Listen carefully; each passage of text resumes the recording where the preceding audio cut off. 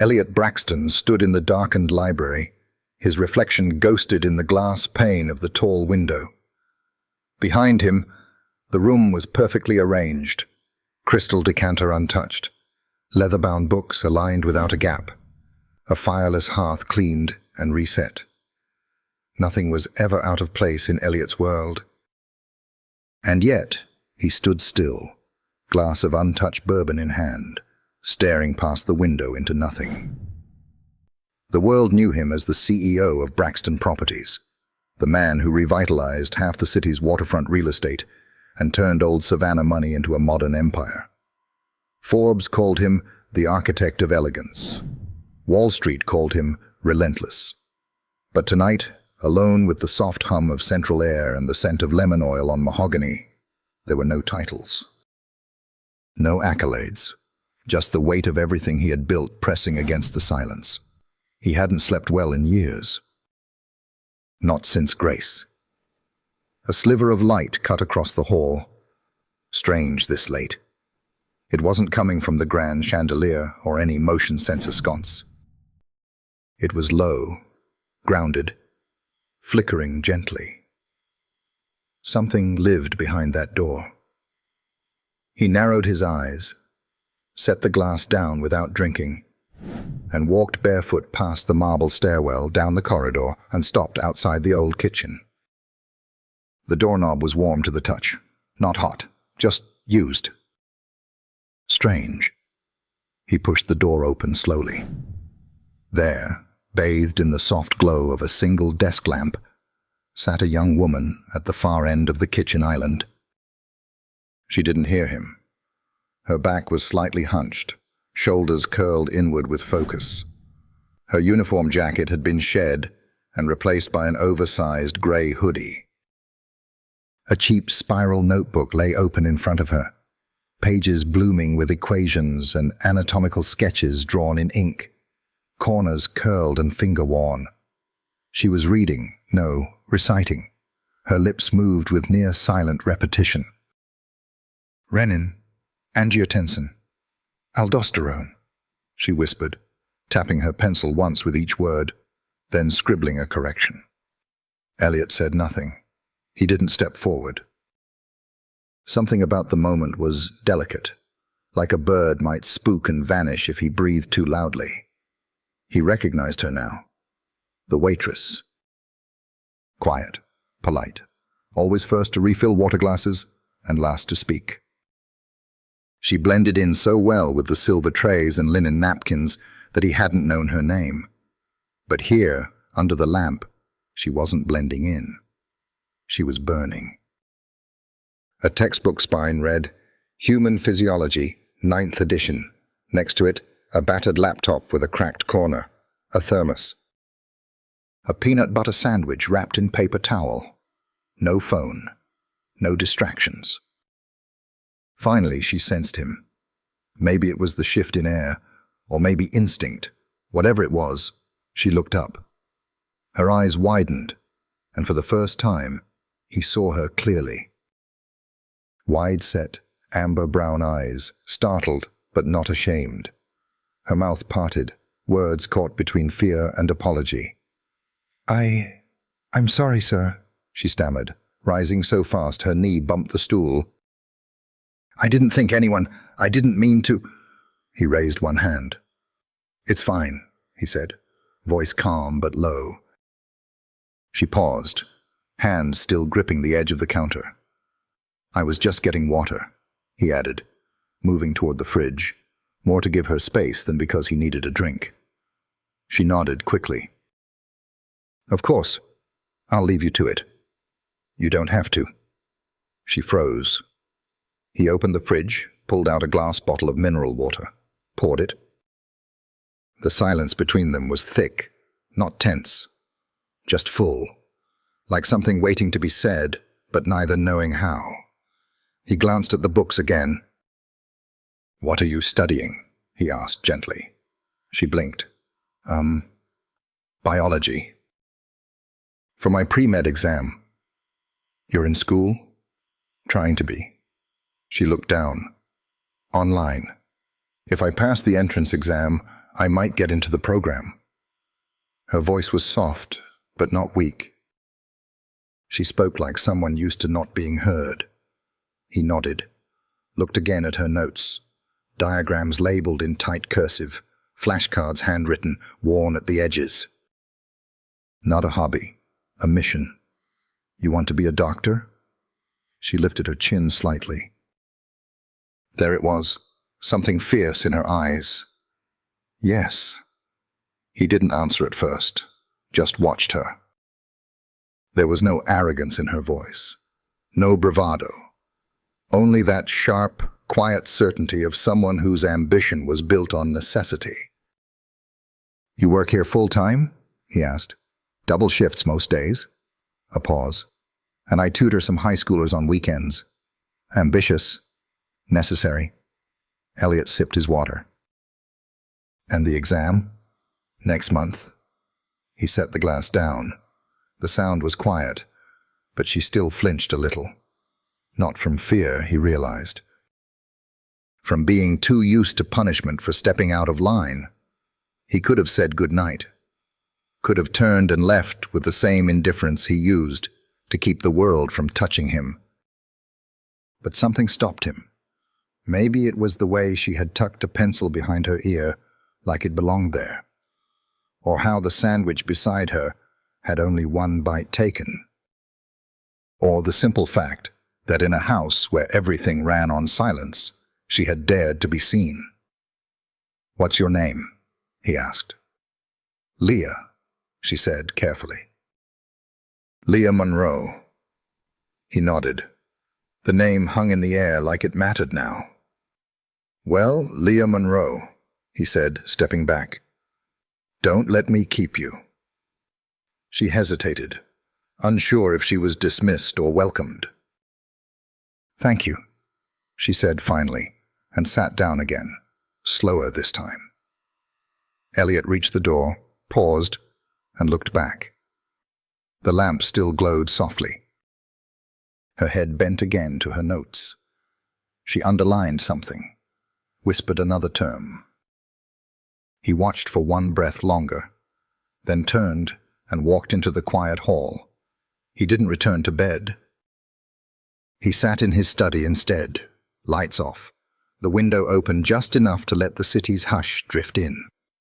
Somewhere in the house, behind thick walls and finer things, a girl was rewriting her future by lamplight.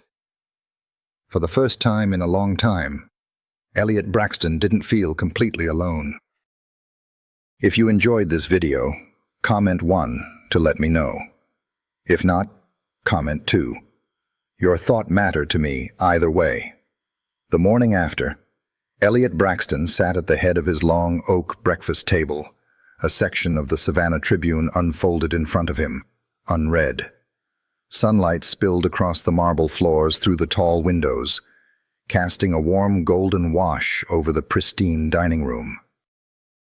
The table was set as always, white porcelain, sterling cutlery, crystal glassware. But the food had gone cold. He wasn't looking at the paper. He was listening. Somewhere down the hallway, footsteps moved lightly, precise, practiced. There was a pause, the soft rustle of fabric, and then a voice, low, unmistakably hers, gently thanked someone for a tray. He hadn't dreamed it. Leah Monroe was real. The girl with a pencil behind her ear, whispering medical terminology into the night, was right here, carrying breakfast, pouring coffee, nodding politely to people who never looked twice. He folded the newspaper and set it aside. Annalise entered the room briskly, tablet in hand. You have a call with the zoning board at 10, followed by Mr. Grant at 11, she said. Shall I set up in the study? Elliot didn't respond immediately. His eyes were still on the hallway.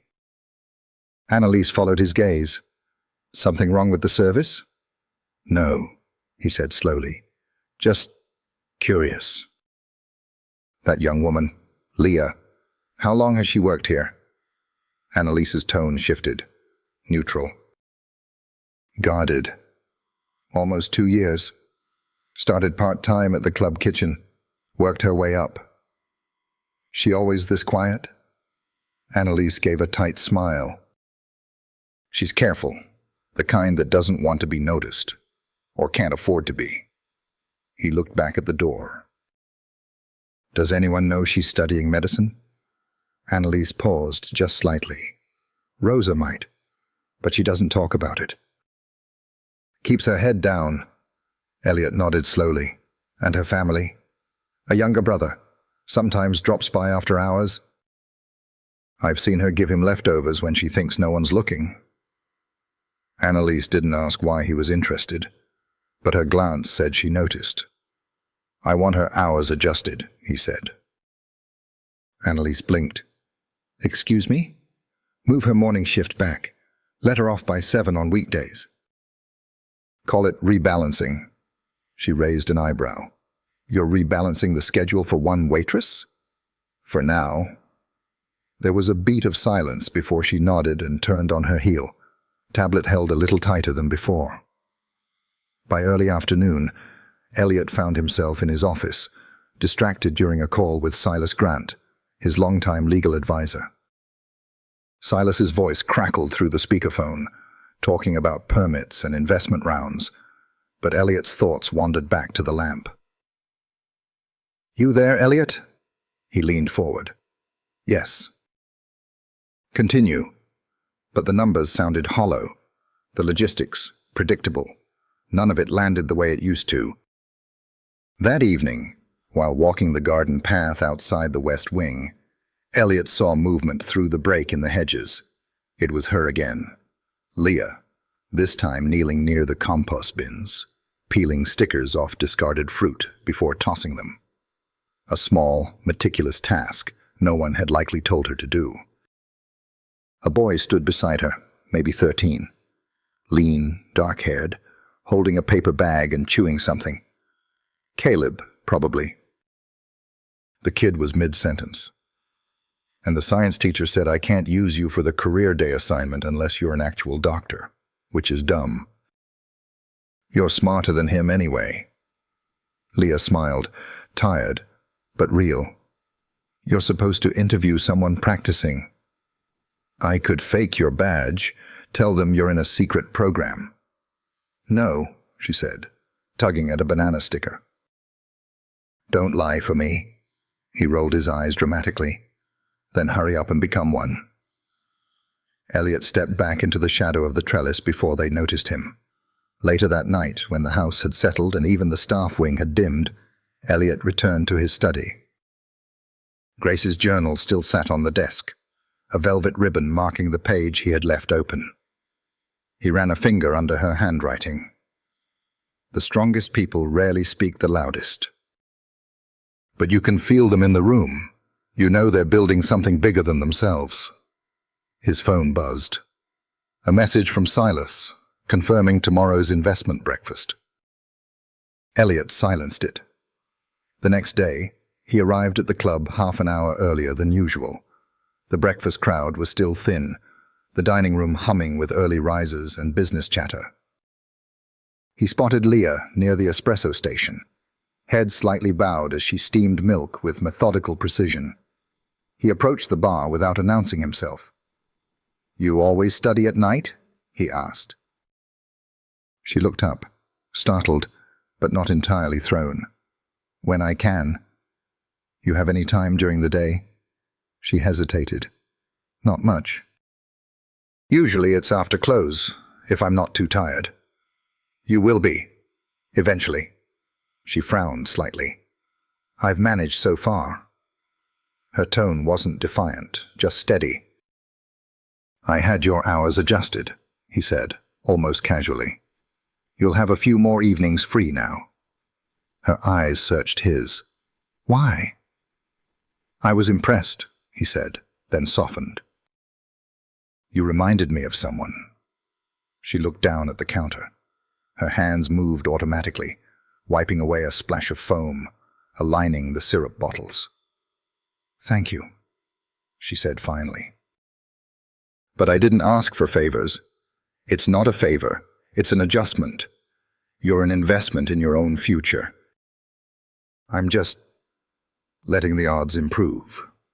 That got a small twitch of a smile from her, but it faded quickly. It doesn't change much, she said. I still need to pass the exam. Still need to figure out tuition. Still need to pay rent and send money home. I know, he said, but it changes time. And time changes everything. She looked up again, and for a moment, something passed between them. Not flirtation, not expectation, but recognition. Like two people staring across a river that neither quite knew how to cross. He nodded, then turned and walked away, leaving her in the glow of the espresso machine, hands still steady. In the staff break room that afternoon, Annalise cornered her. You're making waves, she said, not unkindly.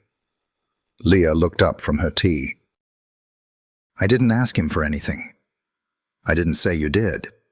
But men like him don't adjust things unless they've already made a decision. I didn't do anything wrong. I'm not warning you, Annalise said, sitting beside her. I'm telling you to be ready. When the floor shifts even a little, people will try to make you trip. Leah didn't answer right away. Then she said quietly, I've been walking uphill since I was 10. My balance is fine. Annalise studied her for a beat, then nodded once. That night, the lamp was on again. So was Leah. But this time, Elliot didn't linger in the doorway. He only paused, saw the same book spread out, the same pencil behind her ear, and something new. An envelope. Blank. Unopened. Sitting next to her textbook, she stared at it for a long moment, then back to her notes. She didn't open it, and he didn't ask why. He just stood there for one more breath, then left the hall in silence. The rain came slow that Sunday afternoon, a soft drizzle that painted Savannah's cobblestones in deeper shades of gray. The sky hung low, heavy with unshed weight, and the mansion's windows reflected clouds instead of light. Inside the estate, Elliot stood at the edge of the greenhouse, hands in his coat pockets, watching steam curl from the potted orchids. He rarely came here anymore. It was Grace's space, once filled with laughter and tea and late afternoon piano music floating in from the West Hall. Now, it was more memory than room. But something about today had drawn him in, maybe the stillness, maybe the echo. Behind him, footsteps approached, hesitant. Annalise, she's not working today, she said without preamble. Elliot turned slightly. Leah? She requested the day off. First time in months. He didn't answer. Annalise folded her arms. I don't know what you're doing, Elliot, but I do know how people talk. His brow lifted just slightly. And what are they saying? That the boss has taken an interest? That a girl who used to go unnoticed suddenly has a halo over her head? That's not fair to her. It's not about fairness. It's about perception. He exhaled slowly, glancing out the glass again. She reminds me of someone. Annalise's voice softened, but only a little. I know, but this house has rules, silent ones. If you start rewriting them, you'd better be ready for the pushback. He looked over at her. Have you spoken to her? I have. A beat. She didn't ask for anything. That's what makes it real. Elliot nodded, then quietly, Do you think she'll make it? Annalise's face shifted. A flicker of something like admiration passed through her. I think she already has. Leah wasn't far. She sat on the back steps of the servants' wing, hoodie drawn over her head, Caleb curled up beside her, head on her shoulder, earbuds shared between them. One of his sneakers tapped softly against the step in rhythm to the music. They were eating from a Tupperware container, rice, bits of fried plantain, slices of apple. She fed him a piece, wiped his mouth with a napkin, and kissed the top of his head without thinking. "You okay, Lee?" he asked, voice low. "I'm fine. You always say that. I'm always telling the truth." He looked up at her with that narrow-eyed teenage squint. "The truth you think people can handle? Or the real one?" She laughed under her breath. "How are you already smarter than most grown-ups?" "Because I don't pretend stuff doesn't hurt." She didn't respond. After a moment, he reached into his bag and pulled out a folded sheet of paper. "What's this?" she asked. "My art project. We had to draw someone we look up to." She unfolded it. There she was, pencil sketched and a little rough around the edges, sitting at a table with books stacked high and a lamp casting light on the page. In blocky, uneven handwriting below, it read, "My sister. Doctor in training." Her throat tightened. "Caleb, I know it's kinda lame. It's not. It's perfect." He leaned his head back onto her shoulder.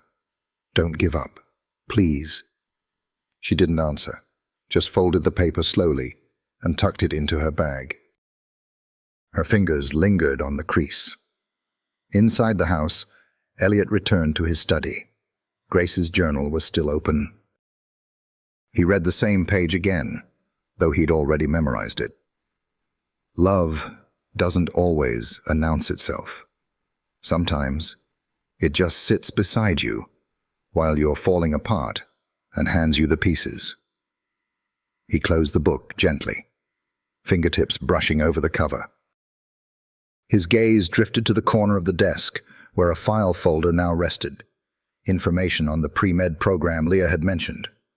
Admissions requirements. Tuition structure. Average acceptance rates. He knew what he was doing, but he didn't know why it mattered so much. Maybe it was the way she'd looked at him that day at the espresso bar.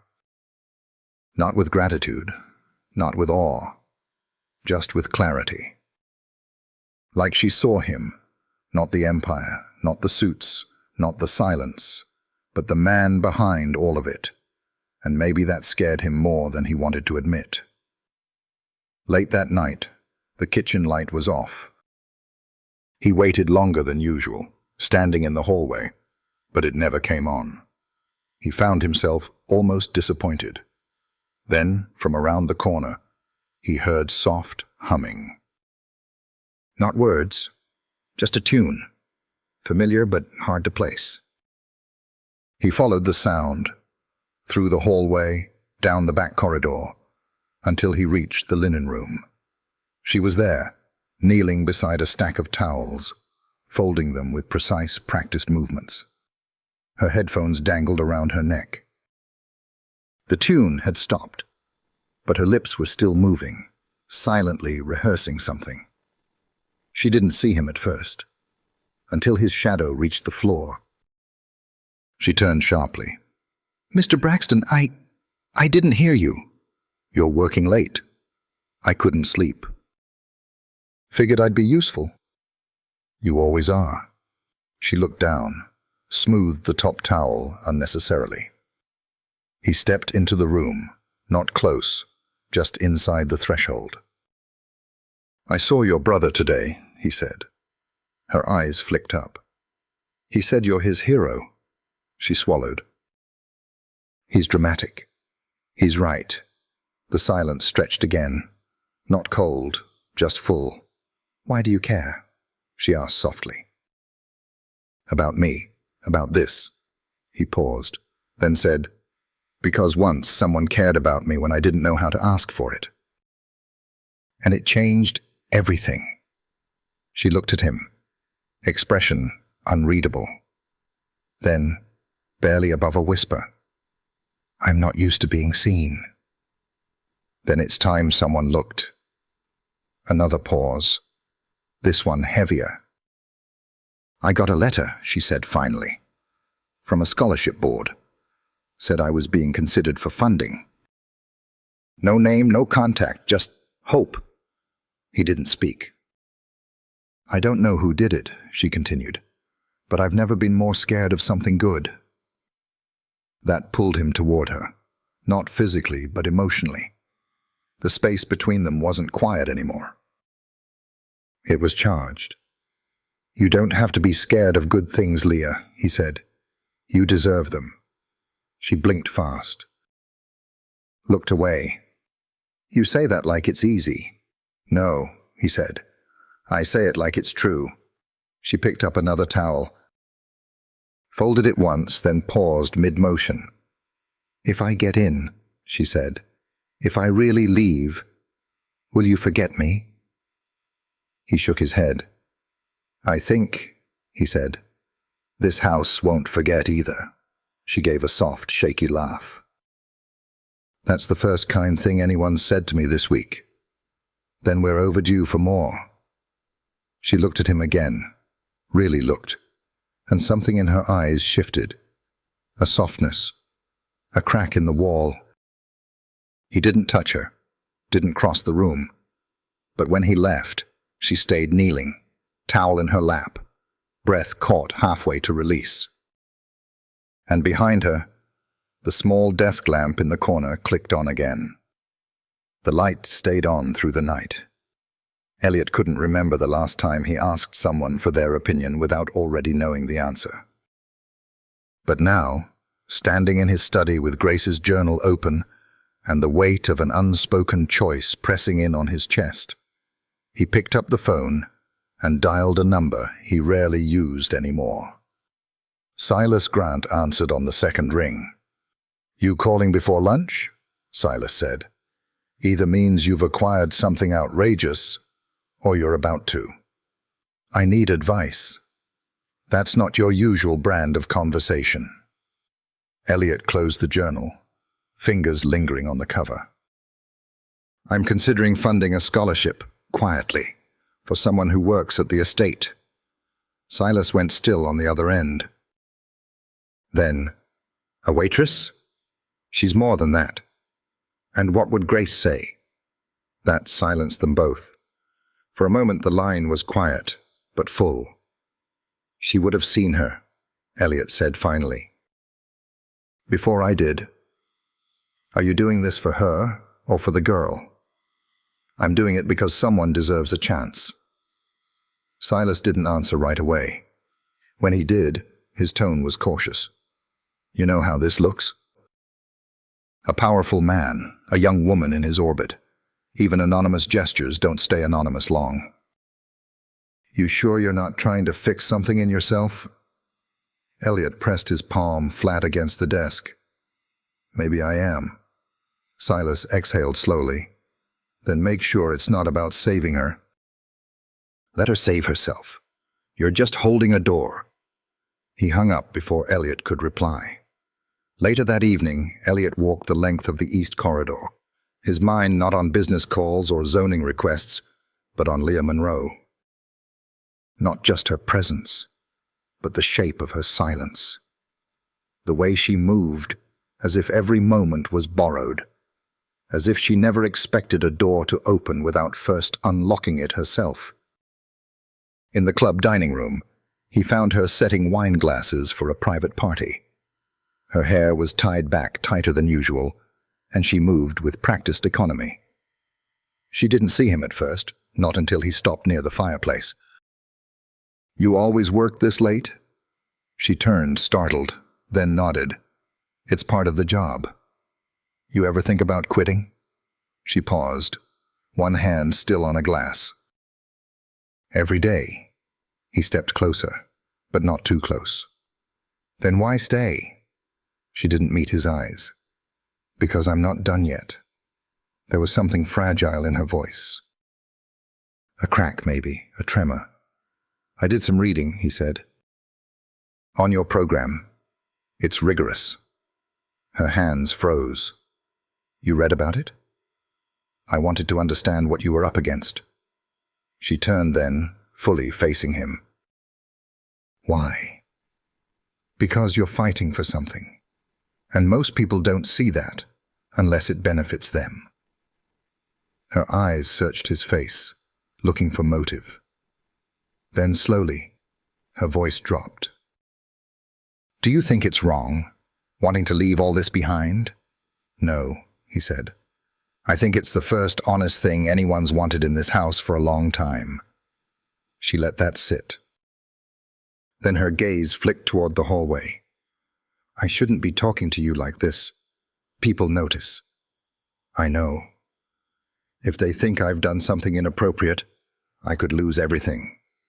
"You haven't," he said firmly. "I know that, but they won't." Her voice cracked on that last word. He took a step closer, still not touching. Still careful, but present. "You shouldn't have to dim your light to survive someone else's assumptions." Her eyes welled, but she blinked them back. "I grew up knowing that if I stood out too much, someone would take it the wrong way. That kindness would be mistaken for weakness. That dreams made you a target." "They don't," he said. "They make you unforgettable." She inhaled sharply, looked away again. "You make it sound easy." "No. Just necessary." The door behind them creaked. Annalise entered, paused, eyes narrowing slightly as she took in the scene. The tension in the air was like glass, transparent, but sharp at the edges. "Mr. Braxton," she said, voice crisp. "The board has arrived in the drawing room." Elliot nodded once. "Thank you, Annalise." He looked back at Leah. "You'll get there," he said.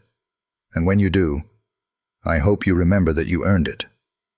She didn't reply. Just gave the slightest nod, as if she was trying to hold everything still. As Elliot left the room, Annalise's gaze followed him. Then shifted back to Leah. "You all right?" Leah swallowed. "Yes." Annalise stepped forward, softer now. "You don't have to explain. Just be careful." "I'm not trying to get anything from him," Leah said, quiet but firm. "I just want to become someone my brother can look up to." Annalise's eyes softened. "He already does." That night, Leah sat alone on the back step, rain softly falling again, distant thunder rolling like breath beneath the clouds. She clutched a piece of paper in her hand. A second envelope had arrived. No return address. Just a single typed letter inside. "Your program tuition has been covered through the Grace Fund. You have been selected based on personal merit and commitment to your future." Her hand trembled as she folded it. She didn't tell anyone, not yet. But she turned on her lamp, opened her book, and whispered the words again. This time, she believed them. The summer heat rolled in earlier than usual that week, pressing thick against the windows of the estate, curling at the edges of wallpaper, warping the old floorboards just enough to make them whisper underfoot. In the kitchen, the scent of lemon zest and warm butter hung in the air, and Rosa stood at the counter, kneading dough with practiced hands, her gold hoop earrings glinting in the morning sun. Leah entered quietly, her uniform wrinkled from a night spent half asleep over flashcards. She dropped her bag beside the pantry, washed her hands, and joined Rosa without needing to ask. "You haven't slept," Rosa said without turning. Leah smirked faintly. "How can you tell?" "Your shoulders. They carry more when your eyes don't close." Leah reached for the flour, dusted the countertop. "I'm fine." "You always say that," Rosa murmured. Then, gentler.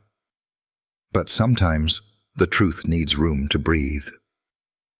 Leah didn't answer. Her fingers moved through the dough with precision, but her thoughts spun. The letter still lived in the side pocket of her bag, folded carefully, creased only once. The Grace Fund. Someone, somewhere, had seen her, believed in her, And while she wanted to celebrate, she hadn't said a word. Not to Caleb. Not to Rosa, not even to herself, not really. She was scared. What if it was a mistake? What if she wasn't enough? Rosa wiped her hands and turned. You got that look again, like something good knocked on your door, and you don't know whether to answer or pretend you're not home. Leah sighed, the sound catching in her throat. What if it's too good? Rosa tilted her head. Mija, sometimes we think grace is something we earn, but it's not. It's something we carry forward when someone gives it. The door swung open suddenly. Annalise stepped in, her presence filling the room with quiet authority. Mr. Braxton is asking for Leah, she said. Leah's hands stilled. Rosa looked up, brow raised. Now? Leah asked, voice low. Annalise nodded. He said it's time sensitive. Leah wiped her hands on a cloth, heart thudding. She followed Annalise through the halls, the air cooler the deeper they went into the estate's heart.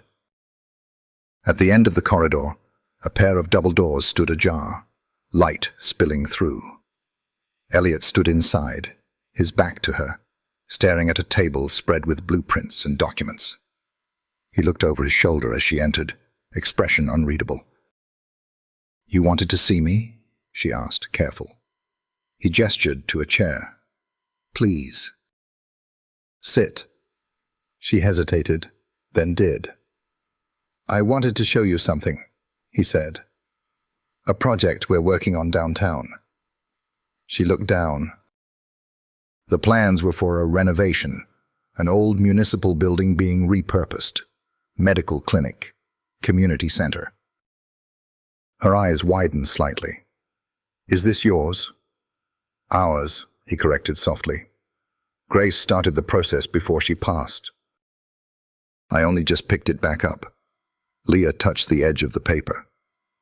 This looks incredible. It's not built yet, but it could be. She looked up at him. Why show me? Because I think you're going to need a place to do what you're meant to do. Emotion stirred behind her ribcage, swelling up without warning. You think I'll actually make it? I don't think, he said. I know. She looked away, overwhelmed. I've never had someone believe in me this much. Maybe you've just never let yourself believe you deserved it. There it was again. His voice, quiet but anchored, like he was speaking to the part of her she never let anyone reach. I got the scholarship, she whispered. It's real. He smiled, small and sincere.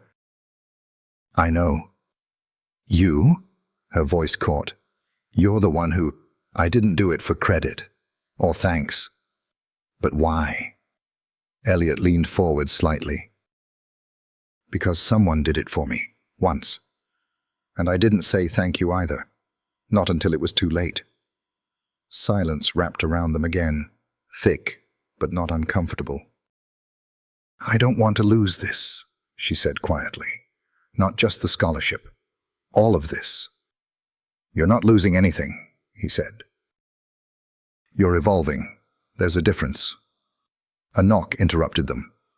Annalise stepped halfway into the room. Apologies, she said. There's a visitor for Ms. Monroe. Leah frowned. Who? Your brother. She stood instantly alarmed. Is he okay? He's fine. But he looks upset.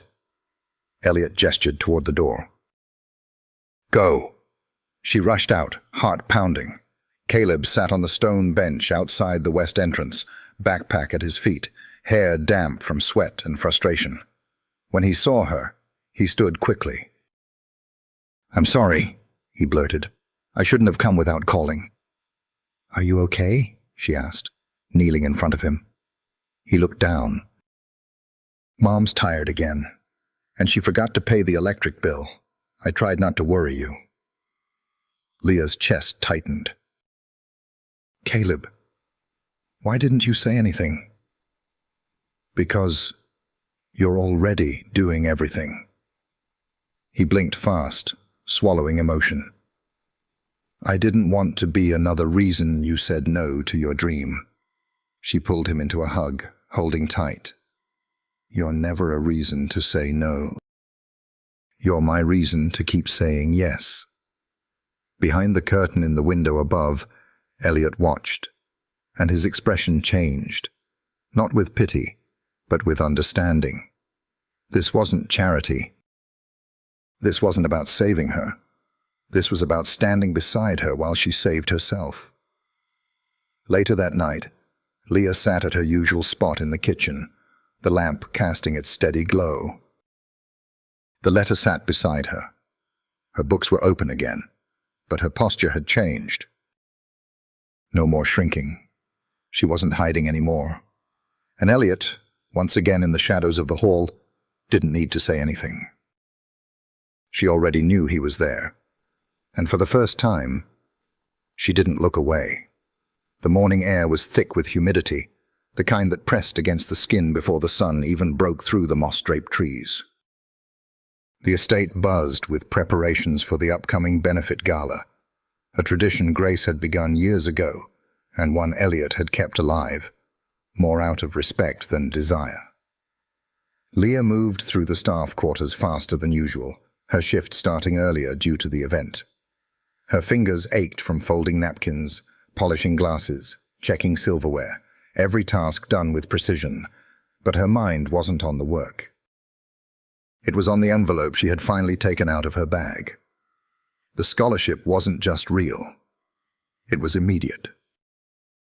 If she accepted, classes began in 6 weeks, which meant quitting the estate, leaving Caleb with her mother more often, letting go of a steady paycheck, and walking into a future with no certainty, just a lamp, a letter, and a dream she was terrified to believe in fully.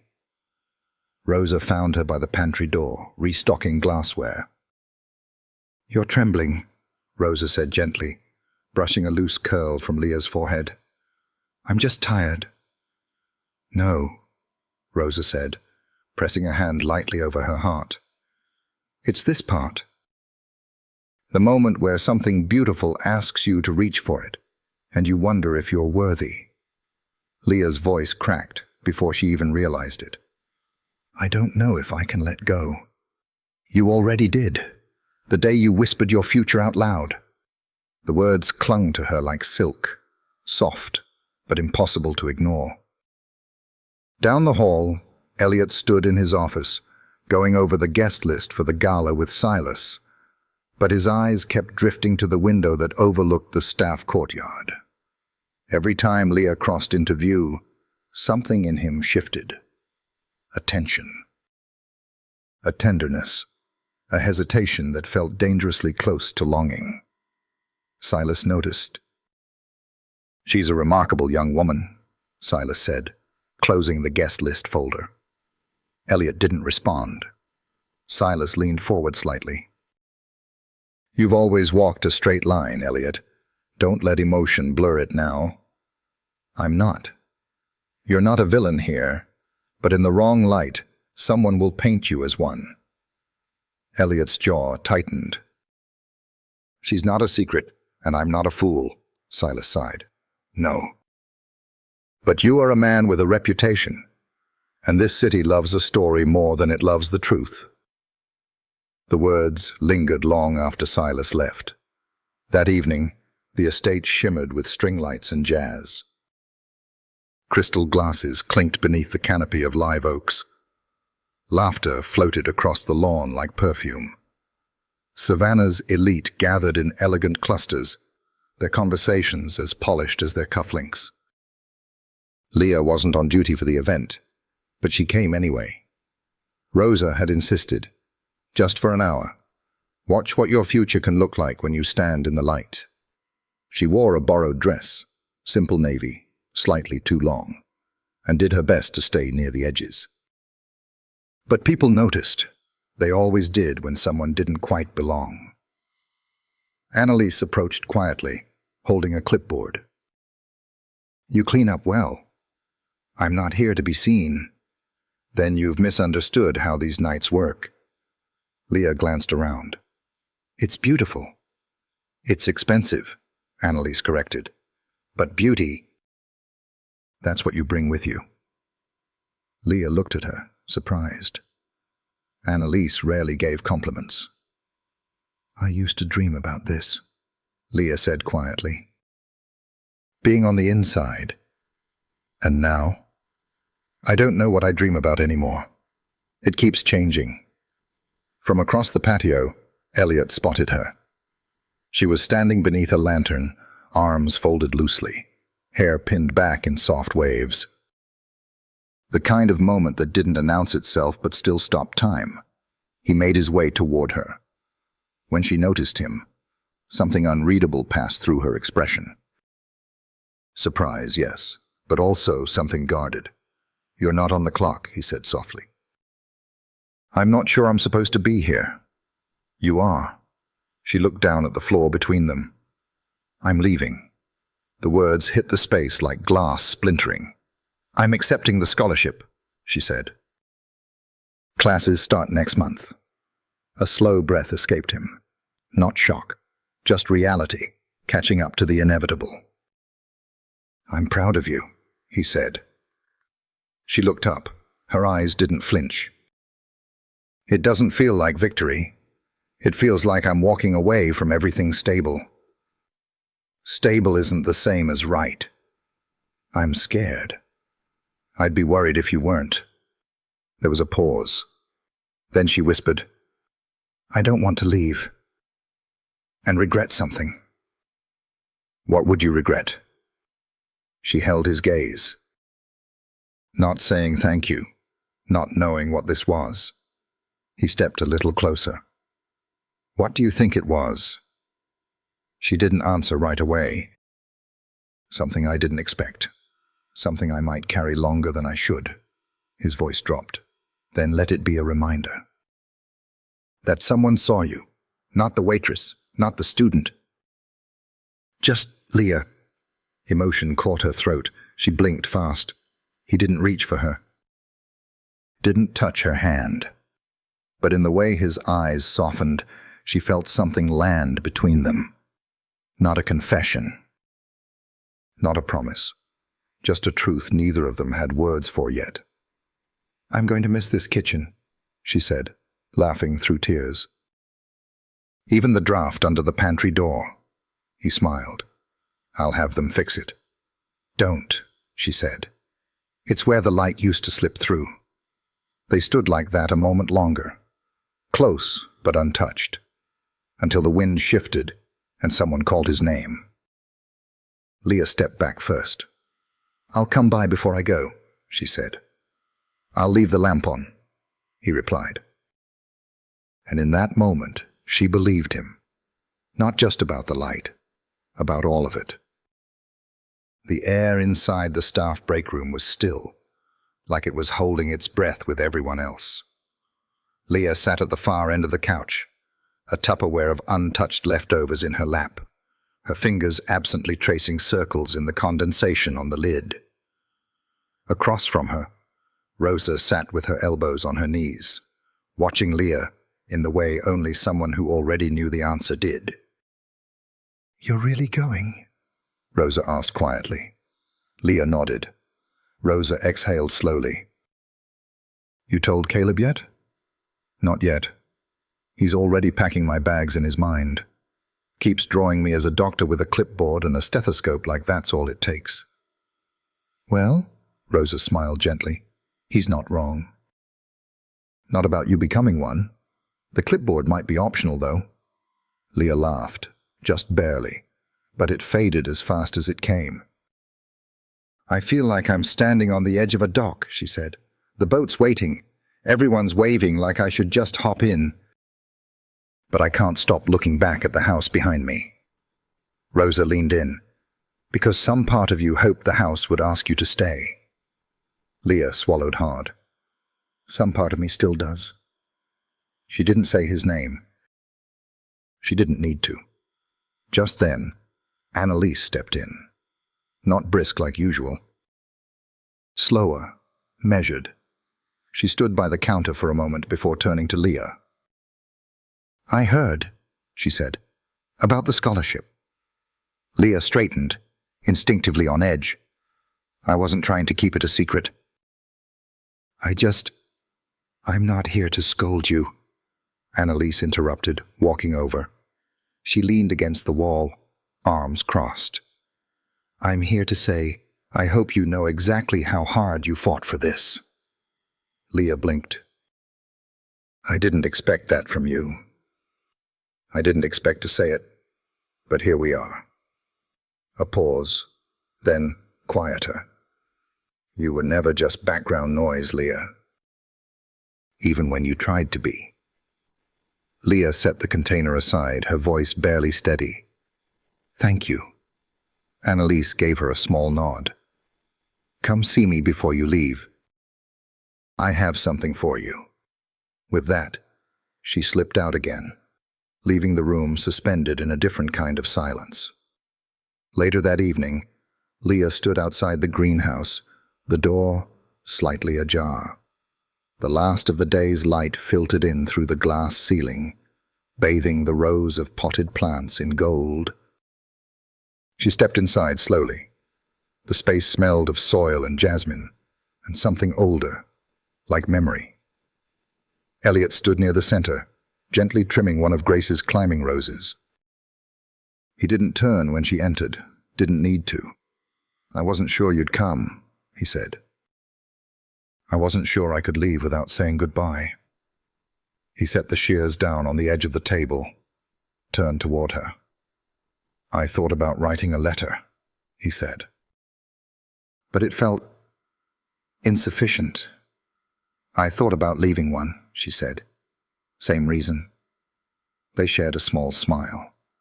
She stepped closer. Her fingers traced the edge of a ceramic pot. "This place is beautiful." "It was hers," he said.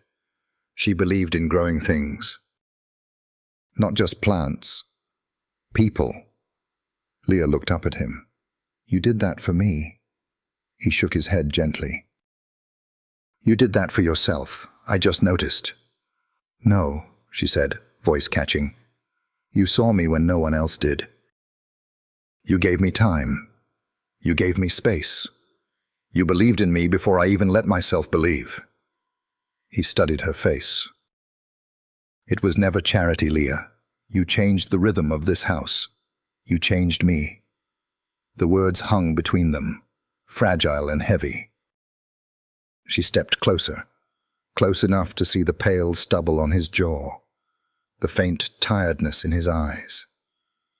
"I've been thinking," she said softly, "that maybe some people don't need to fall in love to leave a mark. Maybe some people just meet in the right moment and become permanent in a different way." Elliot's breath hitched just slightly. "Maybe," he said. "I'm not asking you to wait," she whispered. "And I'm not saying I'll come back expecting anything. I wouldn't ask that of you. But I want you to know," she said, reaching out and brushing his hand with hers, "just once, just gently, that whatever happens next, I'll never forget you." His fingers curled, almost by instinct, around hers, not tight, just enough to say he heard her. "You lit a lamp," she said, "and I walked toward it." Emotion pooled behind his eyes, but he blinked it back. "You were always the light," he said. "I just made sure you knew it was yours." She let go of his hand, a long breath, a last look around. "I leave Monday," she said. "I know. I'm scared." "Good," he said. "That means you're awake." She gave a tearful laugh, then turned, walking toward the door. Just before she stepped through, she looked back and smiled. "I'll write," she said.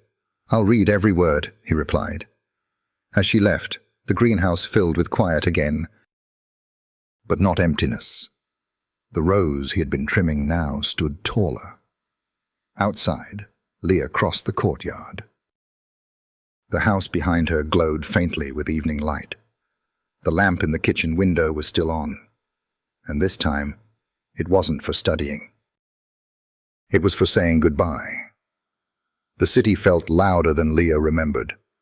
The constant hum of traffic, voices layered over crosswalk signals, the mechanical breath of city buses, all of it pressed in around her as she stood just outside the admissions building of Savannah Medical College. Her bag felt heavier than it should, not because of the books or forms or her stethoscope still wrapped in its packaging, but because it now carried the weight of everything she'd left behind. She inhaled slowly. Steady, this was it. Inside, the halls smelled of polished tile and paper. Students bustled around her with energy that both exhilarated and terrified her. She walked slower than the others, observing more than engaging. Her eyes flicked to bulletin boards, room numbers, professor photos. All new, all unfamiliar, but this was what she'd worked for. In her first lecture, she took a seat near the back, close enough to hear, far enough not to be noticed. She opened her notebook with a breath she hadn't realized she was holding. Her fingers trembled as she wrote her name at the top of the page. The professor entered briskly, projecting authority with every step. A man in his early 50s, glasses perched on his head, sleeves already rolled to the elbows. "Before we dive in," he said, "I want to ask you one thing." He paused, scanning the room. "Why are you here?" A few students exchanged looks. "You can give me the safe answers, money, job security, prestige, but I don't care about those. I want to know who's here because someone told them they couldn't, or because someone believed in them when they couldn't believe in themselves." Leah stared at her page, the tip of her pen hovering. She didn't raise her hand. But in her mind, Elliot's voice echoed. "You were always the light. I just made sure you knew it was yours." She gripped the pen tighter. After class, a group of students gathered in the hallway, chatting about old professors, shared pre-med programs, mutual friends from private schools. Leah hovered a step away, unsure how to enter, unsure if she should even try. A tall girl with bright red sneakers caught her eye and smiled. "First year?" she asked. Leah nodded. "Yeah." "Cool." "I'm Nora. You looked like you understood that metabolism chart better than I did." Leah blinked, surprised. Maybe?" "You mind walking me through it over lunch?" Nora asked. "I'll trade you my notes from biochem." A pause. Then Leah smiled. "Deal." They walked out into the sun together, Leah just half a step behind. It was small, but it was something. That night, in her rented studio apartment on the edge of the campus district, she unpacked slowly.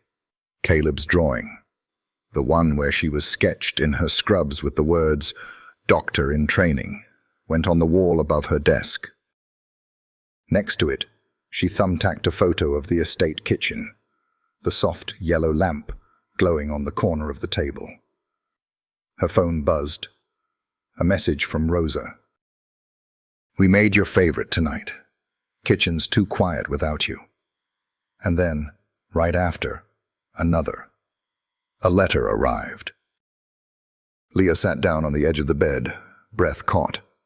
She waited, but Rosa didn't elaborate. Another message. "You want me to open it?" Leah replied quickly. "Yes, please."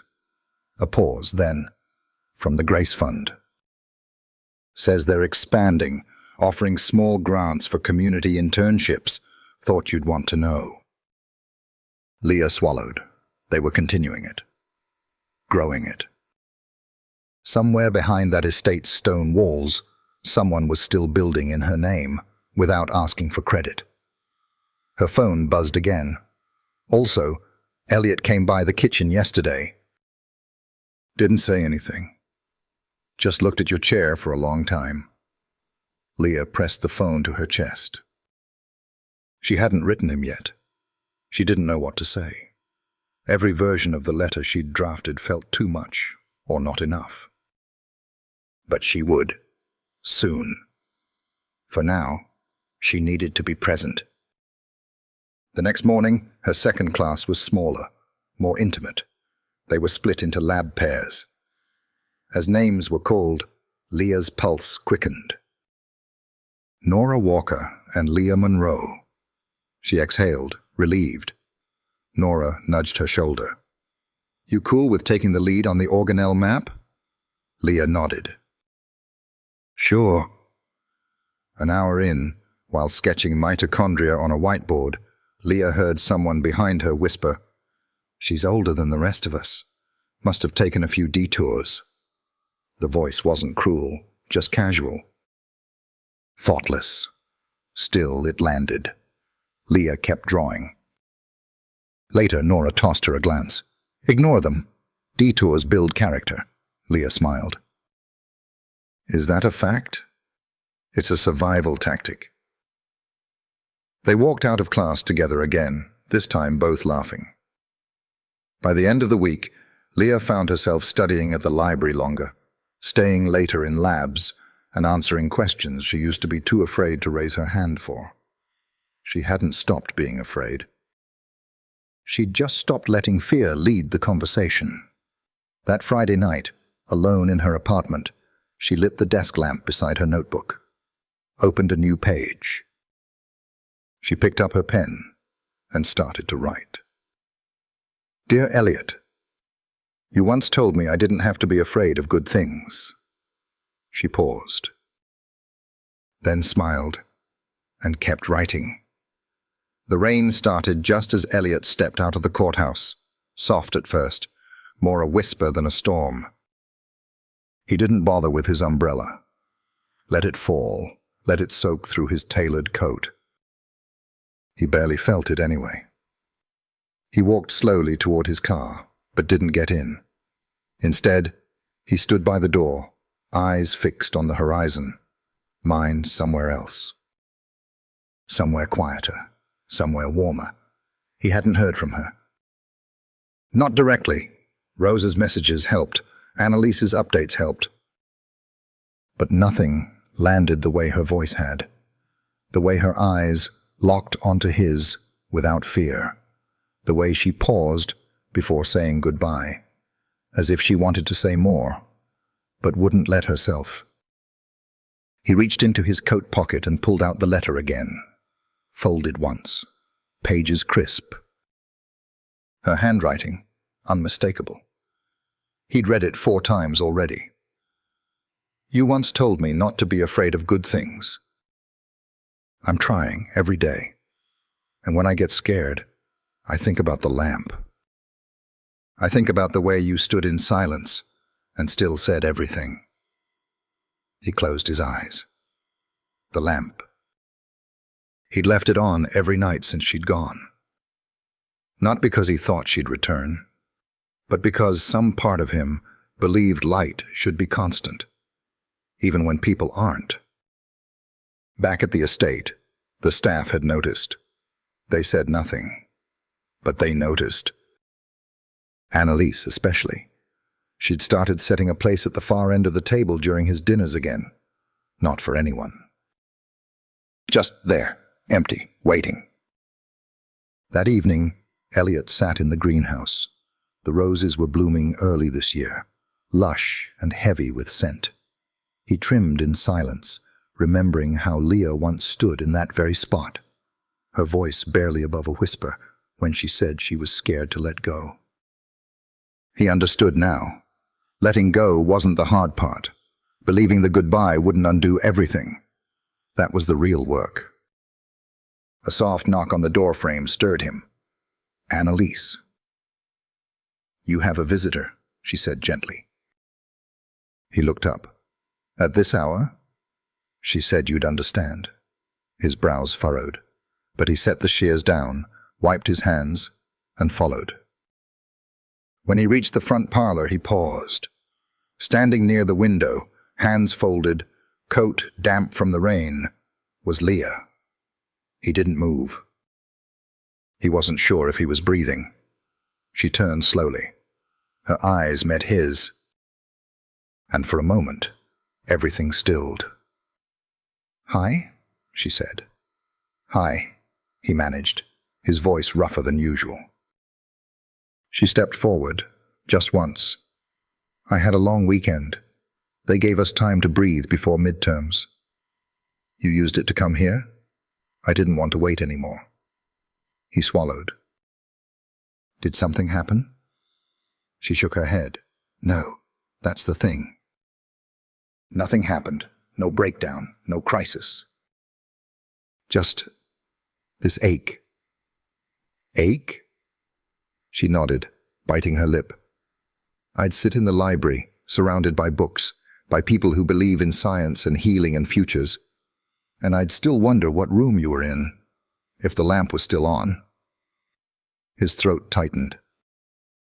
"It is," he said. "I know," she whispered. "Rosa told me, but I needed to see it." They stood there, still as portraits. "I'm proud of you," he said quietly. She smiled, but her eyes were glassy. "I don't know what I'm doing, Elliot. Some days I feel like I'm faking it, like the real me is still scrubbing silverware and folding towels in the dark." "You were never faking anything," he said. "You were preparing." She stepped closer, voice trembling now. "I miss the quiet of this place. I miss Rosa. I miss the kitchen, and I miss you." He closed the distance, not all the way, but close enough. "You've built something now," he said. "Your life is expanding. So is yours," she said. "Whether you admit it or not." He looked down. "It's hard to expand alone." She reached out, her fingers grazing his hand. "Then don't." His eyes lifted. The moment stretched, fragile and full. "I'm not asking for forever," she said. "I'm not even asking for answers. I just needed to come back to the place where someone saw me and didn't flinch." "I didn't flinch," he whispered. "I know." Silence again. But not the kind that kept them apart. The kind that tethered two people across distance, time, and unspoken truths. He turned his hand slightly, letting his fingers close gently around hers. "Warm, steady. You're here now," he said. She nodded. "I'll leave tomorrow," she added, voice soft. "I know." "But tonight, stay," he said, before she could finish. "Just stay." She exhaled, slow and relieved. And as they stood there, hands barely clasped, hearts not yet spoken but fully known, the lamp in the kitchen flickered gently through the rain-soaked window, still on. Still waiting. The morning light crept slowly through the lace curtains of the guest room, painting soft gold patterns on the floor. Leah sat at the small writing desk, tucked against the far wall, fingers wrapped around a steaming cup of tea Rosa had left just outside the door before sunrise. The house was quiet, its old bones settled, but she could feel movement. Somewhere beyond the walls, Elliot was already awake. She hadn't expected to sleep, but she had. Deeply. And now, sitting there in one of Grace Braxton's old robes, she felt suspended between two worlds. School and service. Memory and forward motion. Him and not him. A soft knock stirred her from the thought. She opened the door gently. Elliot stood there, hair still damp from the shower, sleeves rolled up, mug in hand. His gaze softened when he saw her. "I didn't want to assume," he said, voice low. "You can," she whispered. He hesitated. "Join me in the greenhouse?" She nodded once. "Give me 2 minutes." When she joined him, the early sun had turned the glass walls of the greenhouse into a quiet cathedral of green. The scent of mint, rose, and damp soil curled in the air. Dew clung to the petals like tiny offerings. He was already tending the vines. She stepped in beside him, watching the way his hands moved, deliberate, careful, learned. "Rosa told me this used to be Grace's favorite room," Leah said, gently touching a broad-leafed fern. "It was," he replied. "She said it made her feel like the world was still growing, even when she couldn't." Leah didn't answer right away. Her eyes traveled to the corner where the lavender grew taller than her waist. "She would have liked you," he said after a moment. Leah turned to him, surprised. "Why?" "Because you care more about people than comfort. Because you show up even when you're afraid. Because you love quietly.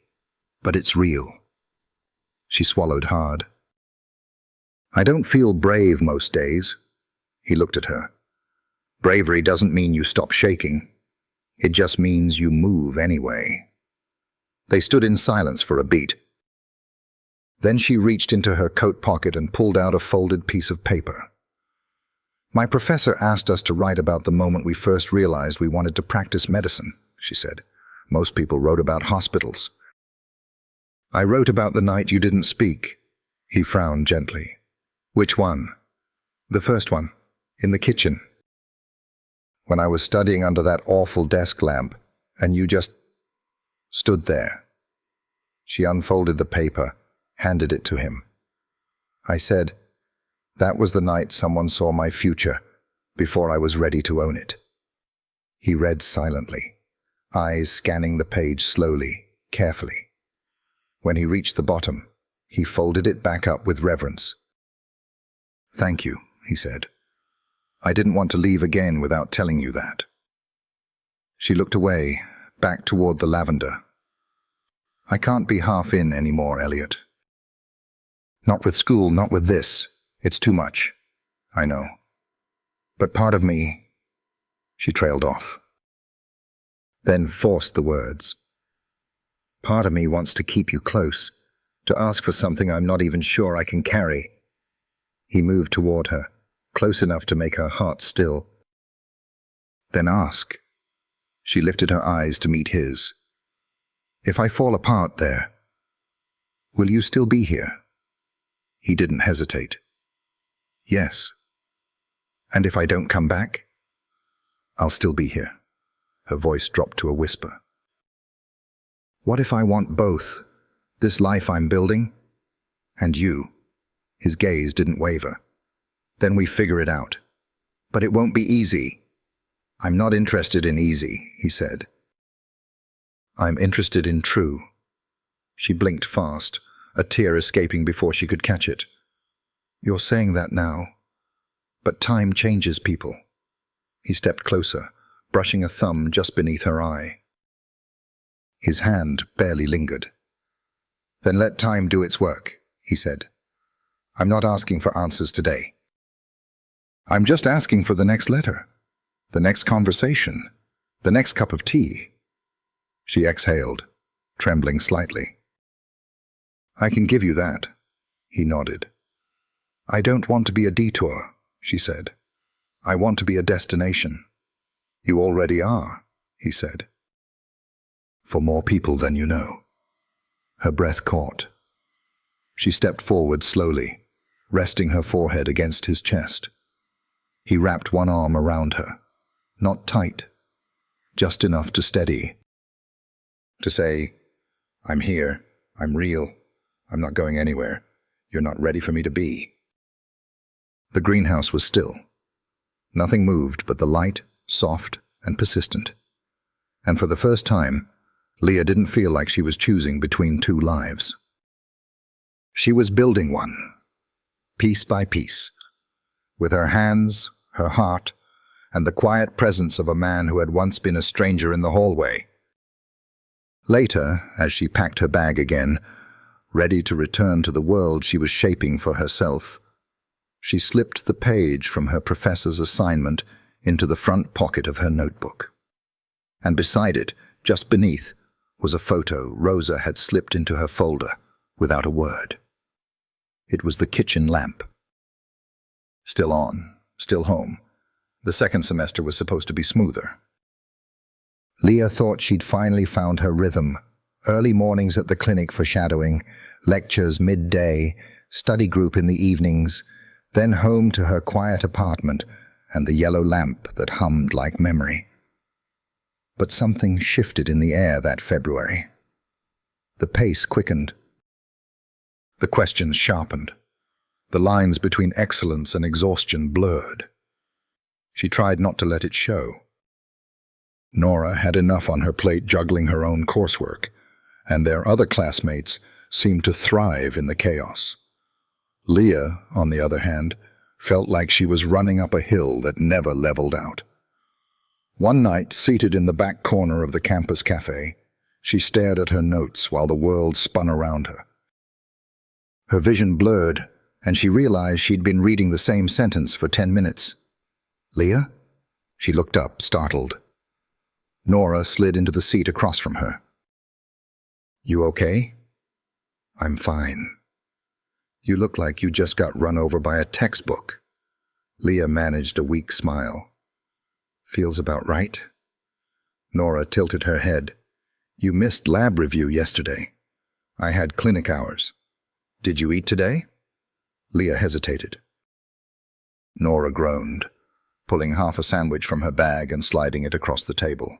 "Eat, then crash." "I'll fill you in on what you missed." Leah stared at the sandwich, then whispered, "Thanks. You've been pushing hard, maybe too hard." "I don't really have a choice," Leah murmured. "I can't afford to fall behind." Nora leaned back, her voice gentler. "You ever think maybe you're not supposed to carry all of it alone?"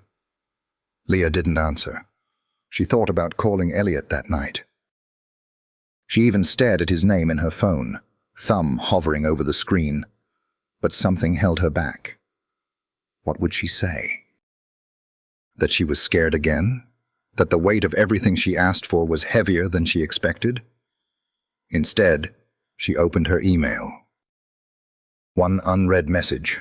Subject: "You have one new letter in your student mailbox. From Grace Fund Office." She swallowed. The next morning, Leah walked to the Student Services building in a haze of cold wind and sunless sky. The letter was in a white envelope, her name typed neatly on the front. She opened it right there in the hallway. Inside was a single line, handwritten: "Keep going." The light is still on. No name, no signature. Just that. She folded the letter carefully, pressing it to her chest. In that one line, she felt him. That night, she returned to her apartment, dropped her bag at the door, and collapsed onto the bed, clothes still on, shoes kicked off carelessly. Her fingers ached from note-taking. Her chest ached from everything else. She stared at the ceiling and whispered, "I don't know if I'm built for this." And then her phone lit up. One new voicemail. Unknown number. She hesitated, pressed play. There was a pause on the line. A breath, then, "I'm not calling because I expect a response. I just wanted you to hear something." It was Elliot's voice. "I stopped by the greenhouse today. The roses are late this year. Too much cold." "Not enough light, but they'll come back. They always do." "Sometimes it just takes longer than we want." Another pause. "I left the lamp on, just in case you needed to know." Then the message ended. Leah closed her eyes, tears streaming down without permission. The next morning, she showed up early for clinicals. Hair pulled back, coat pressed, stethoscope around her neck like it belonged there. Midway through a patient consultation, her supervising physician asked her to explain a diagnosis based on lab values alone. She looked at the chart, heart racing, hands cold. Then she spoke, clear, concise, confident. The attending nodded. "Good work, Monroe," she exhaled, a quiet smile pulling at her lips. Later, she stepped outside for a break and called Rosa. Rosa answered immediately. "Baby girl?" "Hi," Leah said, voice cracking. "You sound tired." "I am. But I'm okay, really." "You're more than okay." Leah hesitated. "How's he?" Rosa paused, then said softly, "He reads your letters more than once. Keeps them in a drawer he thinks no one knows about." Leah smiled, eyes full. "Tell him I heard the message. I think he'd like to hear that from you." "I will. Soon." That night, Leah lit her own lamp.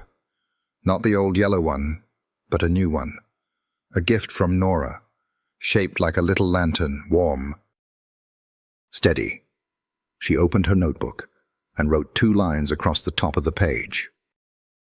"Not every light is meant to lead you back. Some are just meant to show you that you're still going the right way." She closed the book and slept, truly, for the first time in weeks. Spring arrived slowly in Savannah that year, as if the city had forgotten how to warm itself. The breeze still carried the memory of cold mornings, but the trees, bold and impatient, had started blooming anyway. Leah could feel the change in her bones, not in the weather, but in herself. She stood at the edge of a community center downtown, holding a clipboard and a map. Her preceptorship had assigned her to a mobile clinic project, a program designed to bring basic health services to underserved neighborhoods. It was practical, necessary, underfunded, and absolutely where she was supposed to be. Inside, the center was buzzing. Folding tables lined with blood pressure cuffs, glucose meters, intake forms. A row of plastic chairs held a dozen patients waiting with patient stillness. Some elderly, some young mothers with tired eyes and quiet children on their laps. Leah rolled up her sleeves and got to work. She took vitals, explained medications, listened. Really listened. And for the first time in months, she didn't feel like she was reaching. She felt like she had arrived. Midway through the afternoon, her supervising nurse, a wiry woman named Darlene, with a voice like worn denim, called her over. "You've got a visitor." Leah frowned. "I do?" Darlene pointed to the side door. Leah stepped outside, heart jumping, half hopeful, half guarded. But it wasn't Elliot. It was Annalise. Wearing a crisp blouse, holding a small paper bag in one hand and a firm expression in the other. "I was in town," she said simply. Leah blinked, stunned. "You were—" "I heard about the clinic program from Rosa. Figured I'd see what you were doing with that brain of yours." Leah stepped forward, suddenly unsure of her footing. "I didn't know you kept up with me." "You're not easy to ignore," Annalise said. Even from a distance. There was a pause.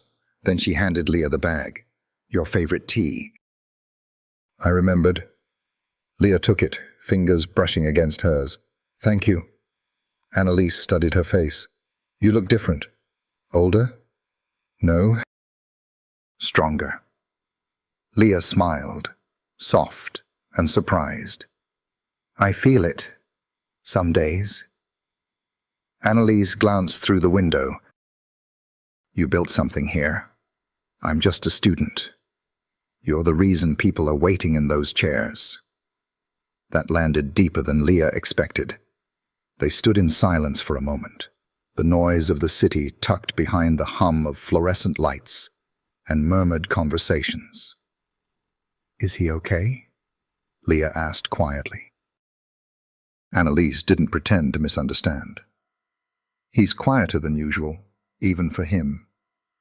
Leah looked down. "I wanted to call." "I know. He never asked me to. He never would." Leah's voice barely carried. I think I'm scared that if I call, I'll stop chasing this. Annalise nodded slowly. Then don't call. Not yet, but don't forget either. She squeezed Leah's shoulder. He's proud.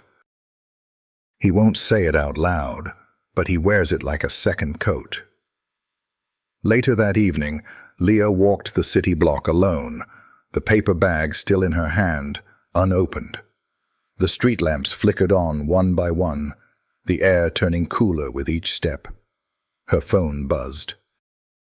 A message from Rosa. He moved the lamp. It's by the window now. Like it's waiting for someone to find it. Leah stared at the message, then opened her email and began typing a new message. To Grace Fund Coordinator. Subject, expansion proposal. She wrote for an hour, clear, specific. Focused. A plan to use her position in the clinic to pilot a mentorship program for local teens interested in healthcare. A plan to give what she had been given, without fanfare, without noise. When she hit send, something in her chest lifted. The next morning, as patients filed in again, one of the women at intake, a grandmother with clouded eyes and a scarf wrapped around her head, reached for Leah's hand and held it a second too long. You speak like you've lived this, she said. Leah smiled gently. I have. The woman nodded once. That's why I trust you. That night, Leah lit the small lantern on her desk and sat down with her notebook. She turned to a blank page, then slowly wrote, The light never promised to lead me back. It only promised not to disappear while I found my way. She stared at the sentence until the words blurred. Then she added one more line. And I'm still finding it. The old oak trees lining Ashby Street swayed in the late afternoon wind, their branches arching like sentinels over the sidewalk. Leah stood across from the narrow lot that would soon become the permanent home of the community clinic. It didn't look like much yet, just a foundation poured into dirt and gravel, temporary fencing, and a hand-painted sign that read, Coming soon, the Monroe Health Center. Her name. She still wasn't used to it. She tucked her hands into the pockets of her coat and let her breath slow. The spring air carried the soft scent of azaleas and distant rain. Behind her, the neighborhood murmured with quiet life, bikes rolling by, a dog barking once, a screen door creaking open. It felt honest here, unpolished, full of stories. Nora stepped up beside her, holding 2 coffees. She handed one over. Still surreal? She asked. Leah took it with a small nod. Every time I see the sign, I forget it's mine. It's yours, because you showed up when nobody else did. Leah sipped, grateful. It's ours. You held my spine up for half of last year.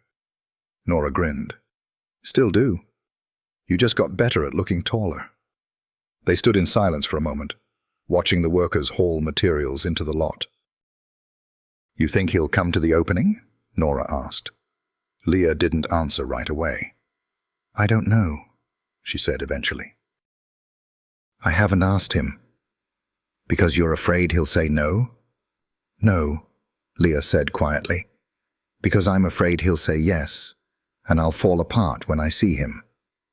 Nora said nothing, just reached out and squeezed Leah's hand once, then walked back toward the center, giving her space. Leah stayed, watching, waiting, remembering.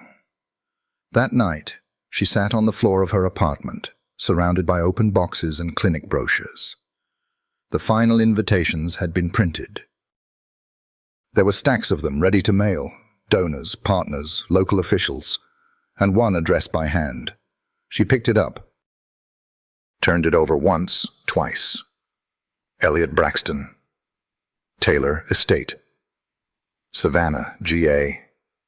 Her pen hovered, then moved, slowly, intentionally, She added a note beneath the return address. I hope you'll come. Not for the ceremony, for the reason it exists. She sealed the envelope before she could second-guess the choice. 3 days passed. No response. On the morning of the clinic's soft launch, the sky was heavy with clouds, but dry. A small group gathered outside the building site. Staff, volunteers, families from the community. No fanfare. Just real people standing in the space where care was finally taking root. Leah stood near the front with a small clipboard. She wasn't giving a speech. She didn't need to. Everyone who mattered already understood the story. As they prepared to cut the ribbon, her eyes drifted to the far edge of the street. A dark sedan slowed, paused, and parked. Her breath caught. The door opened, and Elliot stepped out. He wore a navy coat, darker than the sky, and no tie. His hands were bare, his face unreadable. But he was there. Her heart stumbled. He didn't move right away. Just stood beside the car, watching, taking it all in. Then, without invitation or ceremony, he crossed the street and joined the back of the crowd. She felt him like a gravitational pull. After the ribbon was cut, the group clapped, modest and warm.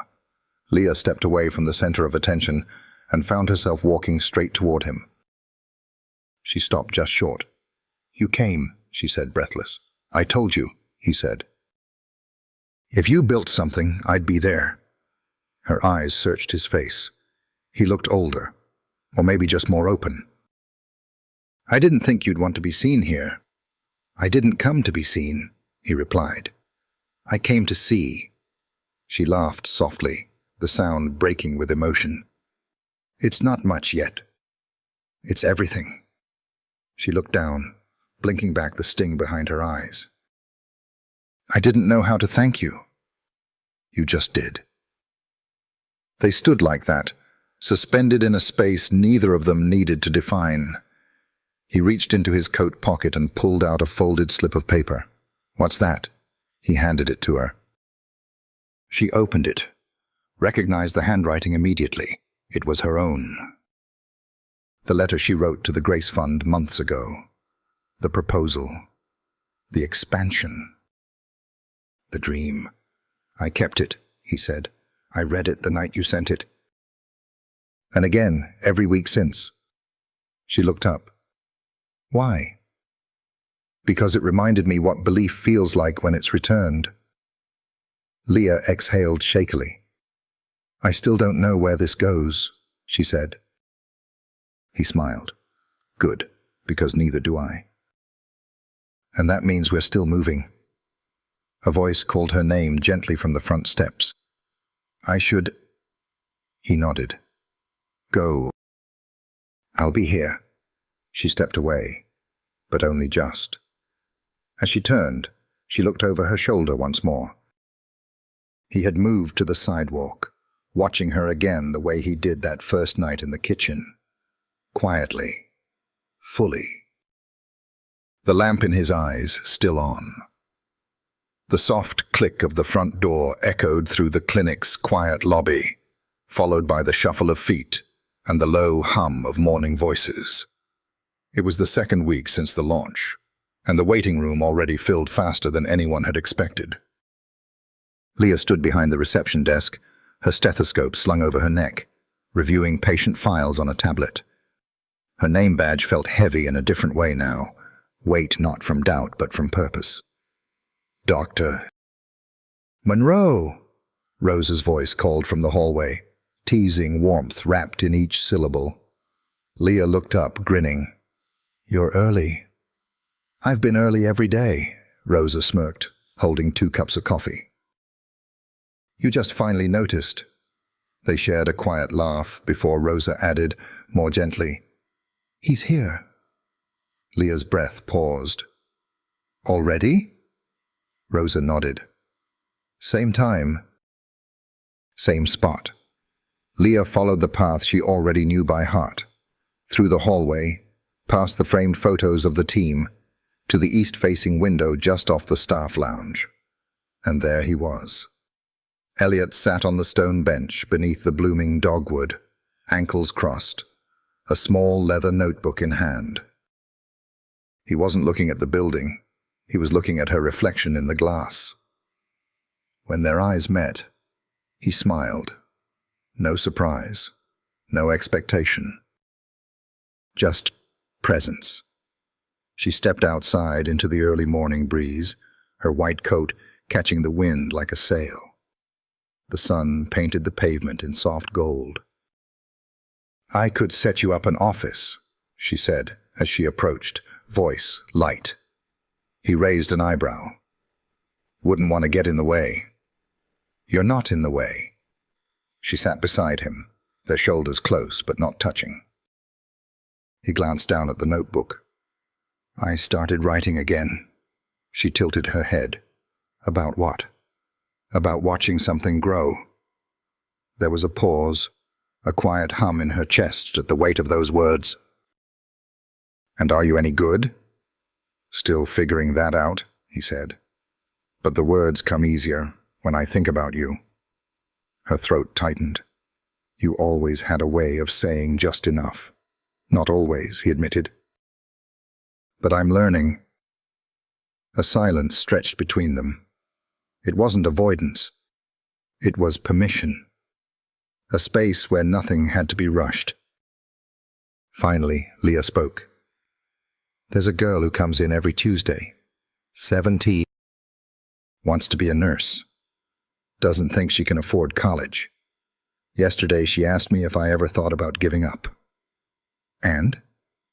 "I told her yes," Leah said softly. "But I had a lamp." He turned to her. "You're someone else's lamp now." She exhaled, emotion gathering beneath her ribs. "I don't always feel like it." "You don't have to feel it," he said. "You just have to keep showing up." She looked down at her hands. "You think this, whatever this is between us, can keep growing?" "If it stays honest," he said. "If we let it breathe." "I don't want to lose you again." "You didn't," he said. "You just left the room. I waited." She laughed through a breath. "That's the most stubbornly poetic thing you've ever said." "I've had practice." They sat in stillness again, the world moving around them, cars rolling by, birds chirping in the dogwood, a child laughing somewhere down the street. "I still don't know what this looks like," Leah said. "How we fit into each other's lives." "Maybe we don't fit," Elliot replied. "Maybe we expand." She turned toward him, her voice trembling just slightly. "Are you still afraid?" "Terrified," he said, "but not of you." They stood together slowly. The morning was gaining heat, but the wind was kind. As they reached the door, Leah paused. "Come in today." He hesitated, not as a donor. "Not as someone watching from the edge," she added. "Come in as someone who belongs." His eyes softened. "You sure?" "I wouldn't ask if I weren't." He stepped through the door with her, the bell above it ringing once, clean and clear. The staff greeted him with quiet nods, respect without ceremony. Nora looked up from the files, offered a small wave. Rosa handed him a name badge that simply said, "Guest of Grace." Elliot read it, then smiled. She'd have liked that. "She already does," Rosa said. In the quiet corner of the clinic where the sunlight poured in the strongest, Leah watched him take a seat beside the window. Not as a shadow, not as a ghost, but as someone who had been part of the light all along. The clinic was quieter than usual that evening. The last patient had left an hour ago, and the sun was folding itself gently into the horizon, casting a warm honey glow through the front windows. Leah stood alone in the main hallway, hands wrapped around a mug of herbal tea, the steam curling softly toward her face. The walls, freshly painted in calming shades of sage and cream, were now dressed with framed photos, snapshots of smiling patients, the staff in mid-laughter, a ribbon-cutting moment that still made her heart swell. But her favorite hung just outside her office door, a candid shot of Rosa, Elliot, and Caleb during the soft launch, the three of them locked in a conversation that looked like it belonged to a family.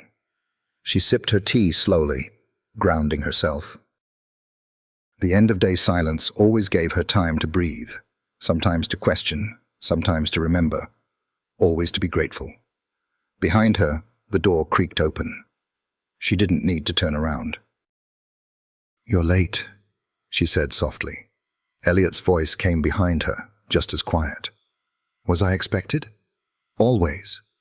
She turned.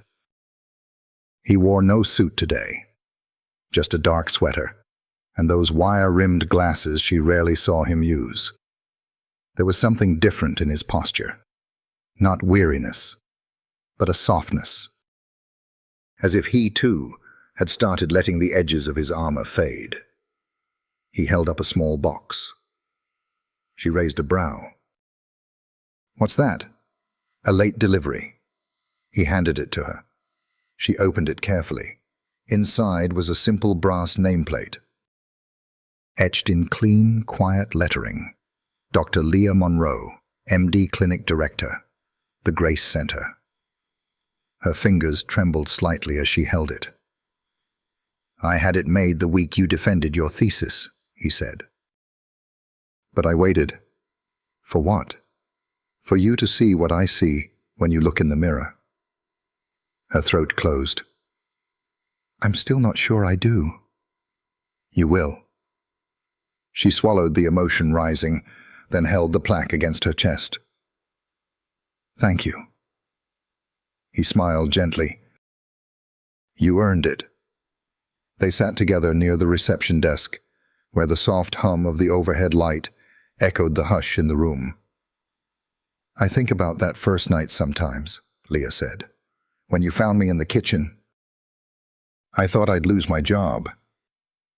"I thought I was dreaming," he replied. "You didn't say anything." "I didn't know how to speak to someone who was already braver than me." She turned toward him, her voice breaking on the edge. "You gave me something I never expected. Room to rise." He reached over, not to take her hand, but to rest his fingers gently over hers. "You gave me something I forgot I needed. Someone to believe in again." The tears came, quiet and warm, slipping down her cheeks. "I've wanted to say this," she whispered, "but I was always afraid I'd say it too soon or too late." "You're not too late. I love you, Elliot." He didn't flinch. He simply leaned forward, pressed his forehead gently to hers, and let the silence speak for both of them. "I've loved you since you lit that lamp," he said. She smiled through tears, eyes closed. "It was the ugliest lamp. It was the bravest thing I'd seen in years." They sat that way for a long moment, anchored not by what had passed, but by what still could be. Later, they walked the length of the clinic together, the way people walk through a home they've made, even without building it themselves. Leah stopped in one of the exam rooms and turned on the small lamp that sat in the corner, an exact replica of the one from the estate kitchen. Warm, familiar, softly golden. "Why do you keep it on?" Elliot asked, watching her. She looked over her shoulder.